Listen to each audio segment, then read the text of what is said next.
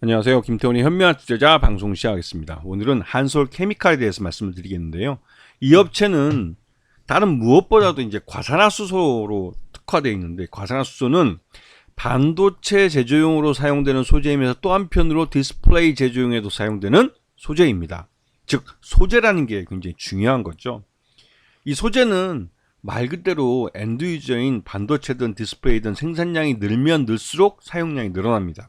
그 말 뜻은 생산량이 늘어야만 매출이 늘어나는 구조를 갖고 있다는 뜻이죠. 그렇기 때문에 작년 상반기까지만 해도 주거래처인 삼성전자나 SK하이닉스 또 LG 디스플레이가 생산량을 감산을 했기 때문에 굉장히 실적이 저조한 상태였죠. 하지만 후반기로 넘어갈수록 생산이 점차 늘어나면서 이 부분이 이 회사의 실적도 같이 살아나는 하나의 좀 희망을 주는 면이 되었습니다.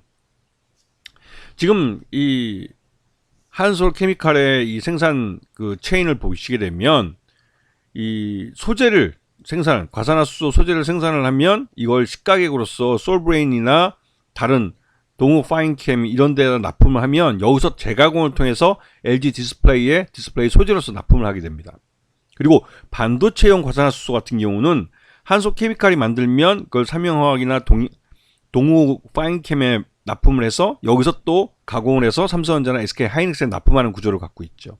그렇기 때문에 이 엔드 유저인 LG 디스플레이나 삼성전자, SK하이닉스의 생산량이 늘어나면 늘어날수록 한솔 케미칼의 실적도 좋아지는 구조를 갖고 있습니다. 그리고 이러한 그 엔드 유저의 이런 고객이 너무 집중되어 있는 면을 좀 다각화하기 위해서 이 2차전지 쪽 소재 쪽에도 이제 진출해 있는데요.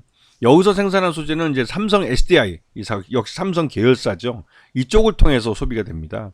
향후 이쪽이 생산량이 어느 정도 안정화되고 그러면 그때부터 규모의 경제를 넓혀서 다른 SK온이나 LG 에너지솔루션에도 납품하려고 할 가능성이 크죠.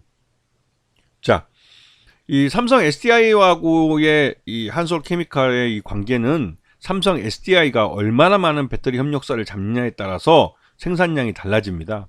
이것도 앞에 말씀드렸던 반도체 소재나 디스플레이 소재와 같이 엔드 유저인 이 삼성 SDI가 얼마나 많은 고객사를 만나서 생산량을 늘리냐에 따라서 실적이 달라지는 그런 구조를 하고 있죠.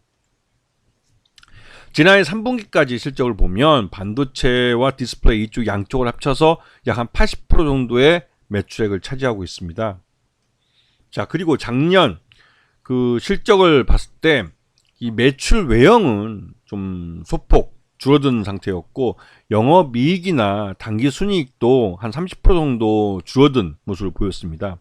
그래도 삼성전자나 SK하이닉스가 생산량을 줄인다 할지라도 그래도 규모의 경제가 있기 때문에 어느 정도 매출과 영업이익과 당기순이익은 달성시키는 그런 회사이죠. 그만큼 이 수익성 면에서도 튼튼한 그런 회사이기도 합니다.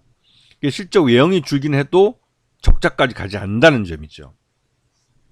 자, 이러다가 이 회사는 최대 주주가 이제 한 15% 정도밖에 지분을 갖고 있지 않습니다.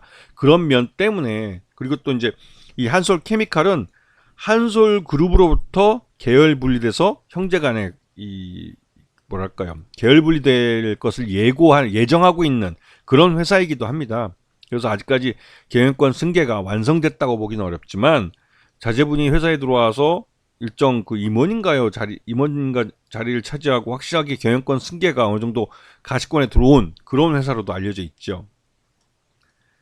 자, 그 국민연금에서 이 작년 그 연말까지 이제 실적이 어느 정도 살아나면서 국민연금은 이 지분을 늘려가는 쪽으로 한솔 케미칼 지분을 늘려가는 쪽으로 이 투자를 했습니다. 하지만 VIP 자산운용 같은 경우는 올 연초에 봤을 때 지분을 6%에서 5.19%까지 소폭 줄이긴 했습니다. 이거는 VIP 자산운용이 나름대로 그 한솔 케미칼에 대해서 리스크를 어느 정도 해지를 하기 위해서 지분을 소폭 줄인 걸로 알려져 있죠. 하지만 지금 2월달 무역수지에서 확인했듯이 그 반도체, 낸드 반도체 같은 경우는 가격이 지금 추세를 타고 있고 D램 반도체도 회복세를 나타내고 있기 때문에 반도체 분야의 생산량은 점점 늘어날 가능성이 큰 상태입니다. 그리고 지금 보시면 아시겠지만 이 그 한솔케미칼도 지난 연말 11월 달부터 주가가 회복되기 시작해서 큰 산을 앞에 그려놓은 상태예요. 그리고 지금 2분, 그러니까 2월 달을 기점으로 해서 다시 3월 달을 기점으로 해서 다시 주가가 회복세를 나타내고 있습니다.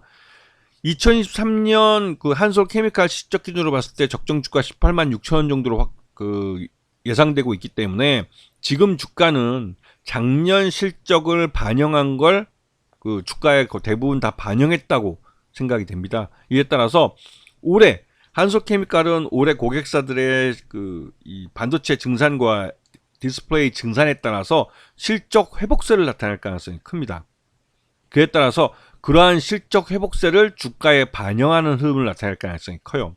이거는 내수 시장이 줄었다 할지라도 삼성전자나 SK하이닉스나 LG디스플레이가 대부분 해외향으로 많이 만들고 있기 때문에 이들의 실적이 해외 경기가 살아나면 같이 살아나는 그런 특징을 갖고 있습니다.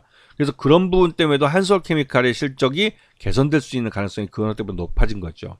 이제 이런 부분을 감안을 해서 한솔케미칼에 대한 투자 포인트를 잡아야 될 것 같다는 생각이 듭니다. 자, 오늘 방송 여기서 마치겠습니다. 감사합니다.